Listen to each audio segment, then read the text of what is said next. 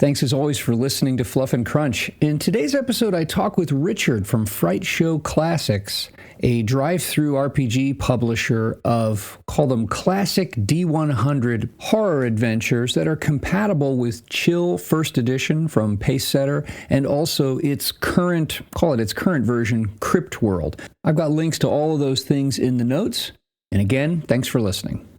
Well, Richard, I really appreciate you taking your time to come on the show today to talk about the things you're doing that I learned about on Twitter or X or whatever it's called this week. And then I looked at on DriveThru. Frightshow Classics is what you're called now. That's the official line that you've got going. So I want to talk about what you're up to, but before we get into that, let's talk about what got you into gaming. When did you get into this hobby, and what's kept you in it? Well, thank you, Jeremy. I really appreciate the opportunity to share more about what I've been up to as someone who returned to gaming after about a 30-year hiatus. Oh, wow. I just go back to junior high. Had a friend who was into Advanced Dungeons and Dragons. Would bring his books to school, and I would kind of thumb through them, and eventually got involved with just playing at his house. In fact, the last day, I think, of eighth grade was my first gaming session somewhere around 1988. Wow. And just was playing AD&D for a number of years. Really sort of loved the art, the style of the old Monster Manual, and that sort of kindled or kind of rekindled, you might say, a lot of my love for monsters, universal monsters as a kid. And from that, got involved with the game Chill. Sort of discovered this horror game, which to me seemed like more of a pure Monster Hunter style of game. So I still played AD&D, but kind of added on this Chill game, which was the second edition of Chill. Yeah, I was going to ask that. Which one? Yeah, that was the one that I caught. I was kind of told about this for earlier edition and told about Cthulhu and some of the earlier early 80s horror games that were still out there in some format or another. But started with the second edition of Chill and played that for a number of years, and eventually just sort of kind of grew out of gaming, I guess you can say, by around 92, 93, graduated high school in 92, and moved on to college, more adult interests, I guess. Sure. And kind of gave up on gaming around that time. By around 93, friends moving away, getting rid of my books, and just kind of doing the academia thing is where I ended up ultimately after a brief stint in radio. Ended up just sort of teaching full time. I've been doing that full and part-time since the early 2000s, and then got back into gaming post-COVID. I am one of those people who... so you're really recent. Yes. Around 21, I think, is when I rediscovered my love for horror gaming and really just sort of dove back into it. That's really cool. So we have some overlap, like so many people. Like D&D is always that's the on-ramp. There's virtually, it seems to me, there's like virtually nobody who got into gaming not through D&D first. And I played the original D&D and then AD&D, got into it through my older brothers, and then very quickly went into things like Star Frontiers and science fiction things, and discovered a Star Trek game, and this was in the earlier to mid 80s. And I remember very distinctly when Chill First Edition from Pacesetter came out. Okay. And that was I think that's when I was in junior high. I'm almost positive. I think I actually might have gotten the starter set when I finished eighth grade. But I remember that very Hammer Films 70s, just shy of campy horror vibe. It seemed so, I don't know, not like pure and innocent, but it was what it was, and it didn't try to be anything else. And I remember playing that for a number of years and really, really loving it. And then, the whole other story, the sad tale of woe of Pacesetter, the company, and how it went belly up very quickly. That's right. Yeah. And I remember seeing ads for and then seeing products in stores for the Mayfair version of the game, the second edition that they picked up, but never played it. Actually, had bought the books only a couple of years ago because I wanted some background material because I was playing Chill third edition, which was a short-lived Kickstarter kind of reboot, reimagining to a certain extent of the game from several years ago. But yeah, I had those lulls. I had some lulls during college where I wasn't gaming. I had a short lull while I was in the service when I wasn't gaming, and then, but pretty much actually, I haven't stopped. But yeah, I've always had a soft spot in my heart for Chill first edition. I liked third edition. There were a lot of things that were good about it because I'd never played second edition. Actually, never really dug the aesthetic, like the kind of like smeared blood looking covers and things like that. But whatever. But when I saw your stuff on Twitter, I was like, oh my gosh, it's it's first edition Chill. This is lovely.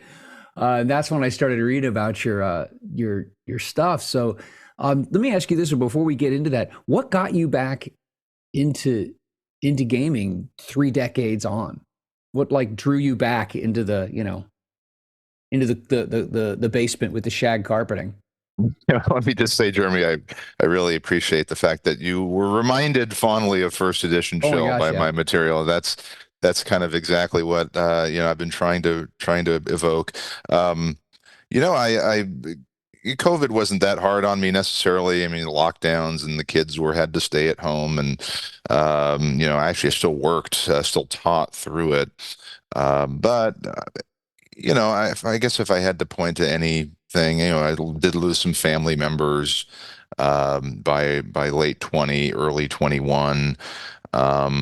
Just kind of got different perspective on life, and I guess you could say just the need for an outlet, Yeah. for a hobby, which I'd been sort of denying myself. It seems like for so long, just throwing myself into my academic career. So And wait a minute, you were a professional and you had all these other life responsibilities, and slowly over time you unknowingly shed like that personal hobby side.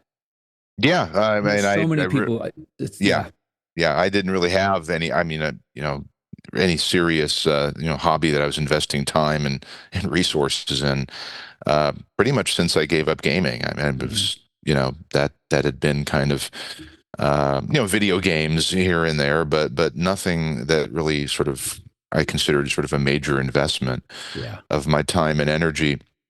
And yeah, I was kind of looking around. Okay, what if I started playing Chill again? I'd kind of been toying around with that, I guess, for a while, and discovered this game that sort of reminded me a lot of at least how I kind of remembered Chill, second edition, which is Cryptworld, yeah, the game that was intentionally kind of going back to first edition Chill. And it was Cryptworld's sort of version of, old school monster hunting, as you say, sort of hammer horror, 80s horror inspired stuff that really sort of drug me back in. yeah, And I was hooked at that point. Started going back to some of the first edition Chill books, collecting, obviously everything for Cryptworld. And, again, just sort of from that point on, from about the summer or the spring of 21, this all happened very, very really quickly. quickly, yeah. But yeah, I just kind of got hooked, started playing online. Still haven't played face to face, but Got to I fix have that. been. Yeah, I've been doing. I went back to my AD&D group actually last year, and we started face to face gaming Cool. again. But yeah, playing online, meeting folks that are also interested in, the Pacesetter edition of Chill and second edition of the game, Cryptworld. Horror fans, and by around 2022 is when I was ready to kind of keep the hobby going and go deeper, and Yeah. started just to have this idea of making my own adventure series. Let's do this really quickly for people who aren't familiar. I mean, horror gaming is a niche. It's and it's it's for people who really, really like it. Really, not to sound corny, like it speaks to me or something like that, but just for whatever people who really like horror, that is a niche within this niche hobby. And Chill, obviously, especially the oldest version that Cryptworld, seeks to emulate, has a unique system. And I doubt that many of our listeners right now are really clued in on what that's like. Now, I don't own any of the Cryptworld stuff. I looked at it in stores and things like that. But does it operate by the same like color coded table that Pacesetter's Chill used? Yeah, it's an action table game. Okay. One of those old school, crunchy, forgive the expression, games that is percentile, but you don't just necessarily roll to see if you hit or miss. There are various levels, degrees of success. I think this was the first game. Chill First Edition was the first game that I played that offered degrees of success and such a varied continuum of degrees of success. And I'll find a copy of what the Chill First Edition action table looks like. I'll put it in the notes. I'll put a link to it. Um, yeah, it's a percentile based system and skill based. If I remember correctly, the way Hmm. they dealt with it. So you would roll, and then based on what you were going up against, your roll, you cross-reference it on this color-coded table, and it would tell Right. you if you were successful, what kind of degrees of success, which then obviously in combat would do, potentially more damage or things would last longer. Actually, in a lot of ways, I look at it now, it was an outlier and a bit ahead of its time. The next thing, I think it was similar to the Marvel superheroes, and especially Right. Marvel Superheroes Advanced that Hmm. came out in the 80s. It was similar to that. And then Gamma World Third Edition had a more lengthy and convoluted table. But I actually think it's one of those things that system-wise stands up still because it offers degrees of success, which so many systems still don't. Right. And as you say, Jeremy, it's sort of an acquired taste, or it's a very, very niche.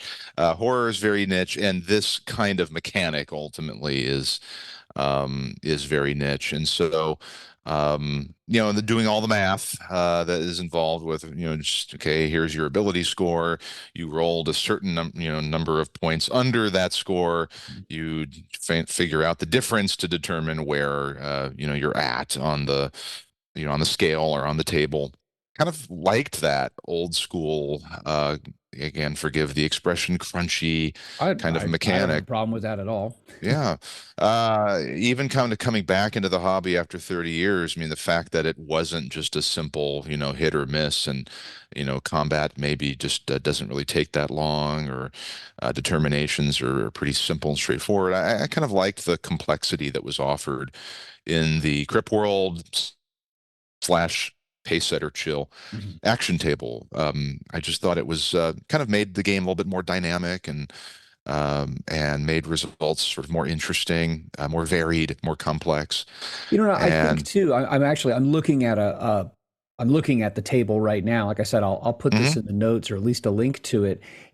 It actually makes things. You talk about doing math. I mean, a little bit, but I actually think that the color coded table that you where you cross reference your results on, I think that actually simplifies it. It actually doesn't require you to do that much because of all these color coded cells right, that you then look down at the bottom of the page and it tells you like, hey, if you're an unarmed combat or armed combat, or if you're doing a fear check, it had a good fear system, I think comparable to, or at least the fact that it had it like Call of Cthulhu, which was, always one of its big calling cards, was that, you've got the whole sanity mechanic and fear.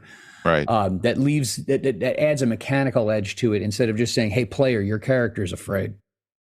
Um, but I actually think that this, I mean, I don't ever remember having trouble with it. My, like 13-year-old self trying to make sense of the thing. But yeah, I Well, think that it's being worth said, it. I did, when we were playing online and I was talking to people on Roll20, I did actually have someone on Roll20 who does scripts, API scripts Mhm. for macros and making rolls a little bit more easier Well, for that's cool. online rollers. I did have someone actually design one that would determine the action table rolls for me. So we don't actually sit there with color, the copies of the color coded table. And if I was playing face to face, probably I would be using that, even if I'm doing my own stuff, which again is not necessarily the action table. Yeah. But I'd still be using it. But yeah, online now it all sort of is automatic for me with these automatic rollers. So, but yeah, the table is ultimately not, the Pacesetter action table is ultimately not what I use in my modules, even though again the game the adventures can be played in that fashion or just played kind of in the context of first edition chill or Cryptworld. I essentially water it down. Since I'm not designing officially Right. third party licensed material. Yeah, you got to be careful enough. Yeah, yeah. So we did a little kind of homage to it, I guess you might say, with the 4 different levels and changed some stuff around. But yeah, definitely inspired by that ultra crunchy uh, action table from the original game in the 1980s. Your Frightshow Classics content that's on DriveThru, I see it. You comment on it. You call it. It's like D100 or percentile based rules. So how is this then completely compatible? If I were going to pull out my Chill First Edition or Second Edition, which is, I mean, pretty similar, or Cryptworld, how quickly and easily do your adventures fit into that? If I wanted to use those rules, or is there enough rules material in your modules that people don't even need? People don't even need those.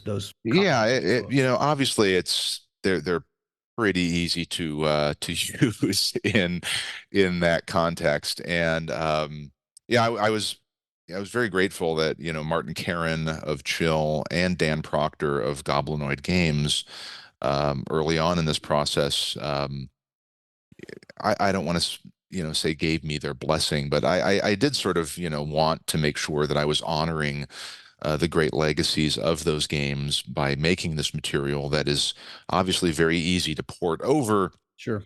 into one of those systems. And so still very, very grateful for their support That's cool.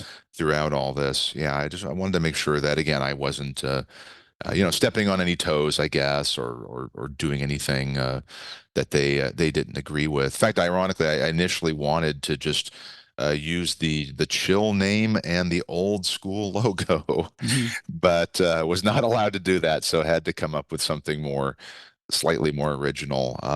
You can play the Fright Show Classics Adventures, originally Fright Night Classics. Yeah. And we guess we can get into that if you'd like, but you can play them just on their own. You don't necessarily need a system for them. I think I give enough in each book to sort of get the feel for how they might be run and maybe devising your own damage system for the 4 different levels of success. But yeah, they obviously are very, very adaptable for some of these older games. Cthulhu maybe less so, Yeah. but again, a percentile mechanic that is could probably be adapted to Cthulhu without too much trouble. Although I've never done it yet, despite requests for me to do that. It seems to me though that the looking at your list of titles and the cover art, which I love, the cover art honestly, and I want to talk to you about your sources for that, but it just screams Chill First Edition, which I think is glorious. I think story wise, and it seems like your adventure titles, those seem to be, they fit more with that kind of feel. So I see where you're coming from on that. Well, actually, let me ask you this: how many different adventures do you have so far? How Well, we many just modules? released our 10th adventure, Golem, which started out as again sort of a roll 20 thing that I Yeah. threw together. And Timothy S. Brannon, who's also written another adventure for us, did this one. Just released that. So we have 10 Mhm. modules, looking to do at least this year hoping for another 6. Oh wow. Yeah. But I really appreciate what you're saying again, Jeremy, about the art and the style.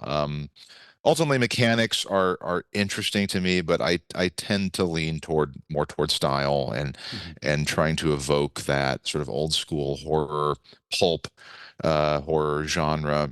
Yeah, again, I'm just really excited if folks are responding to that and just like to continue doing that past number 10 and kind of seeing how far I can get this year. So then you started writing these, and these are things that you're running, you're playtesting, and then you now have other people who have joined you in writing Right. some of these. I mean, are you co-authoring, or are you actually just like working with people and saying, hey, here's the general vibe we're going for, and then someone says, I'd like to write that, and they do it. I mean, are you doing these together? Are they joint projects? Are they individual, or kind of under this heading and this feel that you're going for?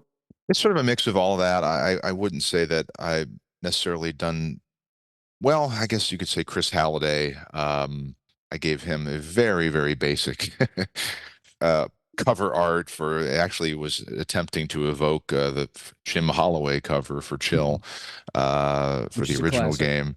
Yeah, he wrote his venture called A Wolf in the Fold, and I just gave him a very general, let's do a Victorian era werewolf adventure based on what happened to the guy in the painting or the original artwork. Oh, nice. Okay. And he just cranked out a really great, I think it's one of our best adventures. So I had much less of a hands-on approach there. Otherwise, yeah, they're sort of coming out of collaboration with other players, Mhm. ideas. I think one of them was co-authored. Scott George, who's done a lot of great work for the line too. I think we collaborated on our Aztec mummy adventure, which is very much a sort of Heritage of Horror. yeah, Heritage of Horror is I'm very looking much at as it right here. a sort of call out to or an homage to Kolchak the Night Stalker, Which you which can never get Scott enough introduced of. me to. Yeah, Kolchak the Night Stalker. I guess I could say when Scott introduced me to that after we started playing Cryptworld, early 22. I had never watched it as a kid, and that Whoa. show really fired. Watching the original movie and then the TV series, even though it was only one season, really fired that sort of monster of the week Well, imagination. And so we've done a couple obvious sort of homages to Kolchak over the line so far. and if you're listening and you're not familiar with Darren McGavin playing Kolchak the Night Stalker, So actually, the show only lasted 20 episodes. It was just that one season of the oh, series, that's but right. That's right. there were the It's on two movies sequels. That's that what it is. preceded it. Yeah. Go ahead. Sorry. Yeah, no, it's but if I'll find some links to where you can find that or look it up on YouTube. A perfect representation of the genre that Yep. Chill 1E and your Fright Show Classics and Crypt World sits within. I think it's golden. And Darren McGavin was so. I mean, he was such a great character actor.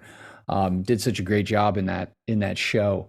Um, yeah, those things I watch them too, and I get thinking like, oh, I would love to find. You want to carve out time from your regular gaming schedule. At least I would to try to run something like like that. To get people playing something like that for that feel. Um, but then there's that whole problem of hours in the day and days in the week Well, playing I that guess I've had enough of that to invest in this project for and to sure. try to give that again horror serial, horror anthology vibe from 70s, 80s, 90s, even going back to some 60s horror that I also missed early on as a horror fan. Dark Shadows Hmm. actually started with kind of watching Dark Shadows around 2021 when I got into Crypt World and Chill, and then boom. I mean, when I discovered Kolchak in early 22, that was sort of that's what kind of determined this whole process. That's what led me into wanting to make these myself. Yeah. So then like you said, you have 10 out right now, and I'm looking at them, and they're all somewhere in the range. I see 28 pages. Um, what's about the typical page count? Yeah, the PDFs end up, about between 24 to 28. I think we did a 30 pager last year. This is our last adventure of last year, Death on Wheels.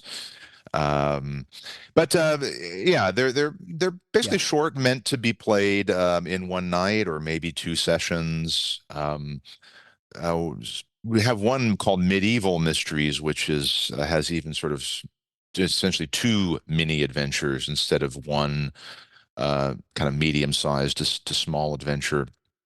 Those can be played, in 1 to 2 hours.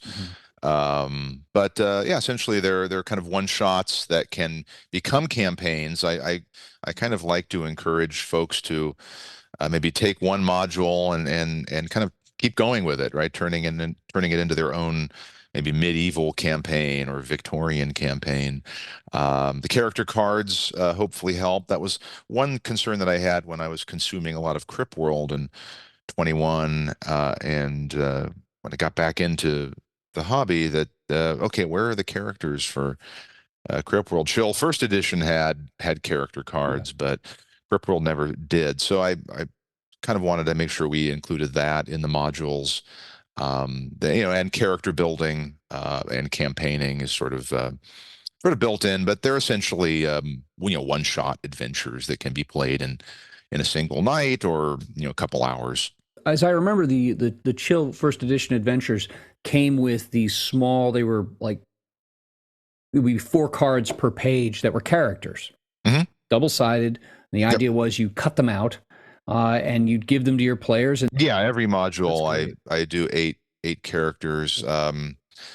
And eventually going to have to repeat some of the characters. Actually, we're doing a couple sequel adventures this year where I'll be, kind of porting over at least maybe half of the characters from the original module. Saves a little bit in the interior artwork costs. But yeah, trying to keep to that eight characters, 8 unique characters per adventure.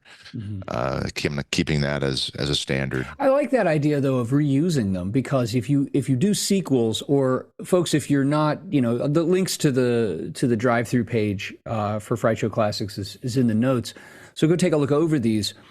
But I see that you have adventures that are set, it would seem to be in like different general time periods. And so it makes sense that, I mean, why not? If someone got one of these and played one of these and then decided, they like and then, a couple months later you come back and say, hey, I want to play another one of these things. We can use your same characters. It's 6 months later or it's a year later. I think that makes sense.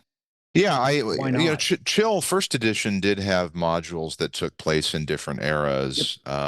Chill Second Edition, I don't think so much. At least I recall most of it being pretty modern day. Yeah. Same thing with Cryptworld.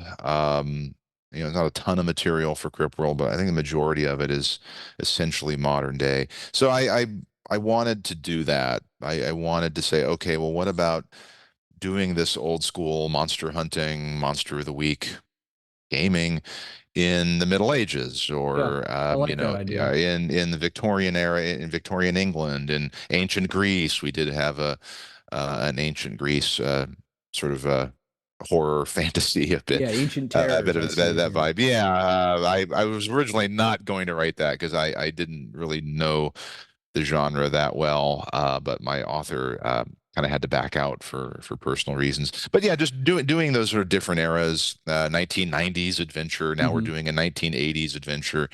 It's about to come out sometime next month. So yeah, just at least majority. I think I'm trying to keep the majority in modern day because I think that's what a lot of horror gamers tend to prefer, at least with these games. But also trying to do some different eras to say, hey, what about kind of a more of a horror fantasy thing in an older era or a more ancient time period. Well, I remember years ago, it was actually probably it may have been one of the last times, if not the last time, that I ever ran Chill First Edition. It was when I was in high school. And are you familiar with Thutmose's Night? Oh yeah, that's one of my favorites. Yep, that's a great one. We ran Thutmose's Night, but we decided to set it in like the 1920s. Okay, yeah, that works. And I mean, obviously horror, your traditional Call of Cthulhu approach is 20s, 30s. Sure. But I like the idea of taking horror as a genre and plugging it in different time periods. I mean, like 1950s, 80s, earlier than that. I hadn't thought about pushing, far, far back into the ancient world or the medieval world. But it just opens up different possibilities for the types of stories you can tell, and then it gives the players opportunities to play different kinds of characters, so they deal with what's thrown at them differently. I think you can take a known genre and you can breathe something new and novel onto it by just putting it in a different point in time. With the majority of our adventures being modern day, Yeah. so a large percentage of them are, I try to keep that in mind to, let's do something a little bit more historical. In fact, we're doing coming up here pretty soon, a colonial America adventure based on Jersey Devil folklore. So we're doing a Jersey Devil adventure. Scott George is working on this. In fact, that's going to be a Jim Holloway cover. Very nice. The late Jim Holloway's family allowed us to use a piece that he did that evoked very much of a colonial Jersey Devil vibe. So, yeah, it was never published, so we did get permission to use that. So, yeah, doing those different eras. Kind of important to me to at least keep that in mind, even if in my own campaigning, I tend to keep things pretty modern day and stay with that more kind of X-Files, Yeah. modern day Monster Hunter kind of vibe. That is really cool. I'm glad that you're doing this. I'm glad that there are folks out there who are, call it carrying the banner for this, waving the flag for this stuff, because it's a it's a different, again, horror we know is a niche, and it's not that it's not for everyone. It's just that not everyone is interested in it. However, it's a great palate cleanser, and here's my suggestion to people. It's a terrific palate cleanser. If you've been running high fantasy, superheroes with capes or superheroes with swords kind of thing is what a lot of high fantasy is nowadays, or something else. You've been running it for a long time. A good classic horror campaign, not even campaign, adventure, is a great palate cleanser, because it's a genre, I think, that virtually everybody, whether they could explain it or not, they get the tropes. Yeah, it's sort of a double-edged sword, Jeremy. I think I totally understand where you're coming from, but I think what you'll see a lot of people say about, if they remember first edition Chill, or if they think about these kinds of horror games, oh, that's Scooby-Doo. That's campy. And one thing that really drew me to, say, Dark Shadows and shows like Kolchak the Night Stalker is that they were trying to bring this old gothic kind of horror into a modern setting, which at that time was modern, 60s and 70s, without playing it for a joke or without making it campy. It was all the creaky haunted houses, but totally played straight. Yeah. Right. And not sort of fodder for jokes. And we have a lot of fun when we play these games, but the horror is again, it's kind of creaky and old school, and you might think it's sort of campy, and Chill could be played that way. I guess even Cryptworld could be too, but so there is sort of that's fighting it. Horror is very niche. This kind of horror is very niche. So it's sort of it's an acquired taste. Sure. But again, I do appreciate how you're describing it, because as a palate cleanser, as a evocative of again, sort of old traditional monster hunting, right? Well, and two, I think it's tough if you're going to say, okay, listen, we've been playing, and we do this in my group, periodically. We're playing something for a long time, and either we decide to move to something else, or we decide, hey, let's just take a 2-week break from this, and let's do something that is just completely different, as that palate cleanser, as that nice a transitional a moment where we just step outside where we'd been for a long time. And I think in situations like that, if you're going to do that, say you're going to spend 2 sessions, maybe 3 sessions on the outside, or maybe just 1, you don't obviously have a lot of time to ramp up description of a unique world, and that's where I think that something where the tropes are well known actually makes your life as a GM or player easier. And obviously, then it's a choice by your group. Are you going to play it, a little more campy, or are you going to play it more serious? Because I think it goes either way. But it's just really handy. Like the idea, like you said, like the classic haunted house. with creaky boards and cobwebs and, creepy writing on a mirror or something like that. Those kinds of things. It doesn't take a lot of description by a GM for players to get it. And that enables you to get right into the story without trying to explain, like, okay, so you don't know anything about Warhammer 40K, let me explain what a space marine is. People are like, That's good.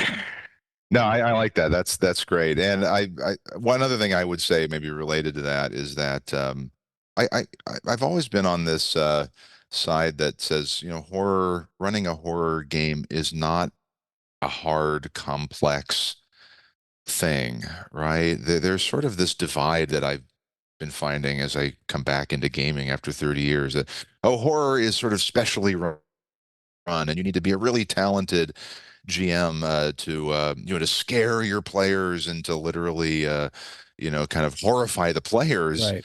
I definitely am on the other side of that debate. If you want to call it a debate, I just think that there is no People on special. Twitter would want to debate it. Yes, exactly. We're not going to do that. But I don't think it's a mystery. I think you just same as fantasy. You have fun with these games. There's no special secret in how to run a horror game, yet you still, and people I think kind of stay away intentionally from horror, maybe subconsciously, because they feel that there's some kind of a weird way to go about running a horror game. And Right. I don't think I've ever really been there as either a GM or wanting that from a GM as a player. So yeah, they're tended to be easy to use and easy to evoke those classical horror tropes. Well, that's excellent. Well, I'm gonna have to take a look at some of these myself, and because, like I said, every time I see you have that nice purple border, which has it has that kind of rock look to it, doesn't it? Yeah, we voted on that during the Kickstarter phase. Okay, there were some different kind of pulpy colors, and I think the majority of the backers said, "Yeah, go with the purple." I think it's a proper you give a proper nod and an homage to that first edition chill without just like shamelessly aping it. It's like like I said, you're carrying the banner for it. So, like I said, I've got links in the notes. I think that's neat. So I'm gonna suggest to people that they should go take a look at those. And you said you said about 6 this year.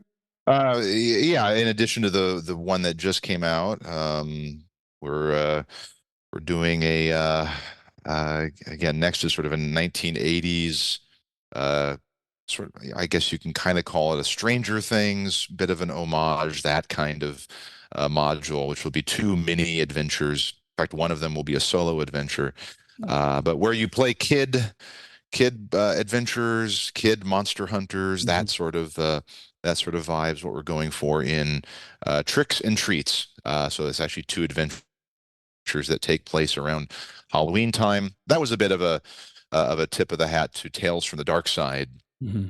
which was a big Nice. anthology series that I Yep. loved in the 80s and 90s. I remember that. Then we'll be doing, like I said, a couple sequel adventures. We're going to go back to our Elizabeth Bathory character that Chris Halliday did, I think, such a great job revamping her, excuse the pun, for the 21st century. And so we'll have Vengeance of Bathory coming out, probably March, April. I can go through the rest if you'd like, or folks can just follow along Which on the one? social media pages. Looking at what your for your production schedule, what are you most looking forward to? What do you think that what would you love to put in front of someone if they're not familiar with Oh these? wow, that's a great. It's like trying to choose your favorite child in a Well, just way. tell them separately, and then tell them not to tell each other. Well, are you talking the ones we've done already, or the ones that we're set to that we're Upcoming. working What upcoming? one? Okay. Like as a Yeah. manager of this effort, which one are you looking at and saying that I'm really excited about working on that or having it worked on, having it be done? If I had to choose one that's kind of most interesting to me, in terms of an adventure and a classic and a throwback, we're doing one set on a ship called High Seas Terror. Okay. And it is a very intentional, or at least another intentional homage to Kolchak the Night Stalker, Yep. where you will play retirees on a cruise, and you are being hunted by a Rakshasa. That's awesome. And I still have yet to write that one. I'm gonna be spending a good amount of time trying to get it right. I'm not the best adventure author. That's why I hire these folks that are much better than me. But that one's gonna be fun to run. I may have to bring in a co-author on it just to help me with some of the hooks and some of the plot points. But that I think is, yeah, thinking of the maps for that one, thinking of the character cards, that's probably going to be a really fun one to do. And it'll be set in the modern day, Yeah. not in the 70s, which is obviously when Kolchak was taking place. Well, the wonderful thing about that is, I mean, you've got there's so much information out there in terms of like maps of cruise ships and things like that. And I have seen one that someone did a battle map for a cruise ship, but we'll be doing our own, in terms of where we go with the maps on that. But yeah, go ahead. I'm sorry. No, again, that's one of those things that, given the internet, given the ability for people to take a look at pictures and see videos, and we see all these advertisements for cruise lines, immediately evoking the vibe, enabling players to have a sense of like, okay, this is what it looks like, this is what it feels like, enables you to get right into the story. I think that's a cool I guess I might need to take a cruise now to get this done right. Don't get me started. Cruises are my spirit animal. Okay, well, I may have to call you up to help out with this one, but no, that's probably going to be the funnest one. I guess. And in a sense, all these adventures kind of start with kind of personal interests, and pretty much, again, although there's collaboration as well. The Vamp one that we did last year, the Death on Wheels, that's almost probably the most personal of all the ones I've done, because I grew up in Northern California. At that time, it's set in the 90s in the car culture. We're going to be doing a sequel to that one, which will be more of an homage to, say, 90s vamp films, and From Dusk Till Dawn. Working with the great John Zalesnik on the cover art, which is really exciting. It was done probably our first formal RPG guy who's doing art for us. So that's going to be a lot of fun too. But yeah, I'm really looking forward to the Rakshasa on the cruise ship, and trying to get that one done in hopefully in a way that it makes sense for folks to play.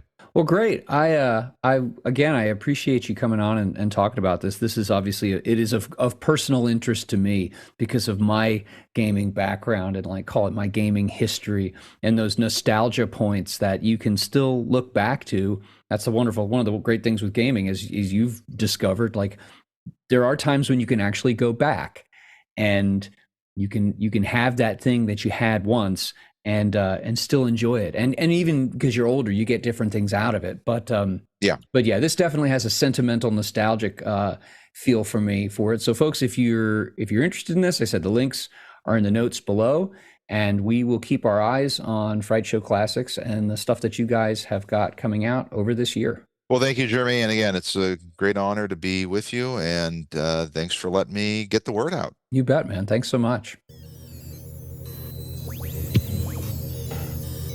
Thank you, as always, for listening to Fluff and Crunch. You can join our Discord, you can subscribe to the podcast, you can subscribe to the YouTube channel, all through the links in the show notes. Thanks again. Have a great day. We look forward to talking with you.